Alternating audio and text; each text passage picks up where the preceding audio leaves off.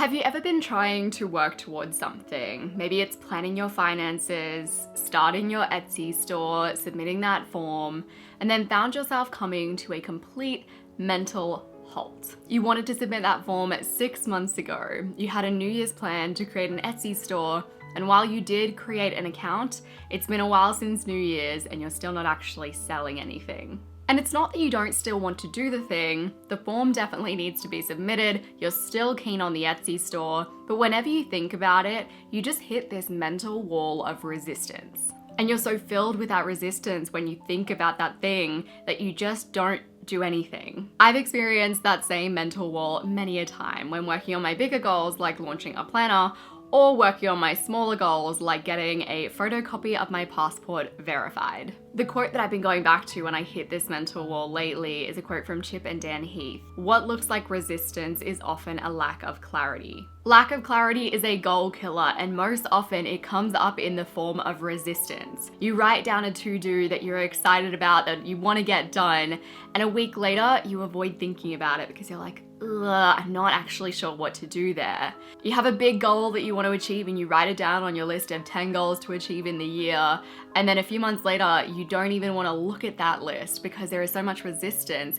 due to a lack of clarity. Of course, resistance can be from a number of other things. You could be resisting because your priorities have changed.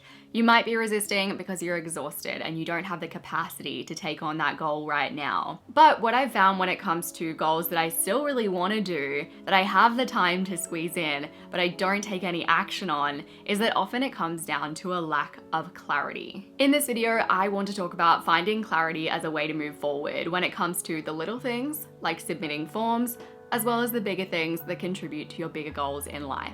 The first thing that I like to do when I'm hitting a big wall of resistance these days is force myself to take some time to sit down and deliberately think. That's it.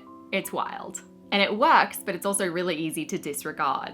So if you have a goal of creating a website or writing a book or even just sticking to a consistent schedule, but you just have a whole bunch of resistance around that goal, take some time out of your day to sit and think for 10 minutes. Focus on where that resistance is coming from and meditate on it. My mental walls have come up when I've had no clarity about timelines, no clarity about what I need to do next, or a lack of clarity around the end outcome. And taking the time to sit down, think, focus on that resistance has been a lifesaver many a time. If you do want to take thinking to another level, which sounds bizarre coming out of my mouth, there is a technique called the Gendlin focusing technique that I've found very helpful. It's essentially guided thinking and guided tapping into your feelings. Focusing involves sitting down with your body and asking it how it feels about a certain issue. For example, you might be sitting there and asking your body how it feels about your goal to change up your sleeping habits, where any resistance might be sitting in your body, or how it feels about you creating an online arts business. For the practical thinkers in my audience, I know that this can sound a little bit much, but I just think of it as a hyper mindfulness meditation that allows you to tap into your feelings a little more deeply. I'll have a link to a video on focusing that explains this a little bit more in the description. The next thing that you can do to get clarity so that you can move forward is to mind map out your next actions. David Allen, the author of Getting Things Done, talks about the act of mind mapping as getting things out of your head in an objective and reviewable format. I cannot tell you how often a mind map has saved my life and helped me to move past a wall of mental resistance. Mind mapping is the best way that I have found to create clarity around next steps that isn't too overwhelming and gives you a really easy place to start. I start my mind maps by putting the problem that I want to solve or the thing that I want to think of in the very middle of a piece of paper. So maybe for you, it's you don't know what kind of cards you want to be selling in your Etsy store, or you don't even know where to begin when it comes to creating a website, or living healthily has zero meaning to you and you actually don't know what that looks like in your life. Then start to branch out to ideas that center around your theme. Mind mapping does encourage you to be as visual as possible, but to be honest, I keep it very simple. It's mainly just lines and text when I mind map. Essentially, then you just start repeating that same process over and over again, branching out to new ideas and then branching out to sub-ideas until you feel a sense of clarity.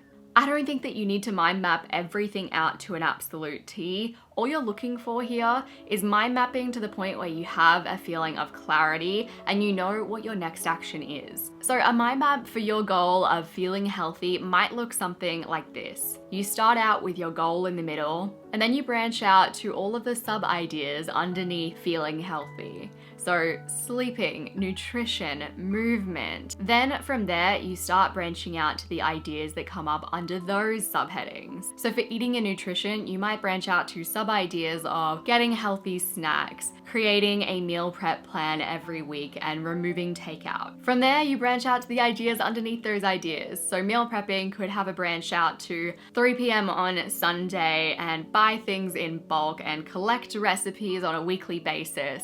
You just keep on going until that resistance wall, it breaks down. If you can find someone to talk with you as you are creating your mind map, to talk out your problems to, it can be invaluable when you are at a standstill. So carving out time to intentionally direct your thinking towards the things that are causing you resistance is one helpful step, but how do you make sure that you actually do that? In your weekly review and your weekly planning session, which I believe that everyone should have some form of, every week, sit down with your goals, the bigger things that you're working towards, as well as the littler things, and ask yourself how you are tracking. Are you off track? Are you on track? Are you at risk? These are things that I like to ask myself using my planner, the life map, every single week. Sit down with my sister. We talk through what it is that's causing us to be off track or to be at risk. If we find that as we're sitting there, we have a lot of resistance towards a goal, things feel unclear, we're not really sure what that goal looks like, this is our chance to plan in time to get clarity.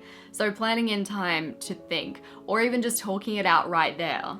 So if you are currently feeling resistance, or in future you feel resistance towards a goal, ask yourself, am I simply lacking clarity? If you liked this video, you will probably like my video on how to stop wasting time. I talk about the root causes of wasting your time and how to fix them. I will have that link on the screen as well as down below. I appreciate you guys so very much, and I will see you soon.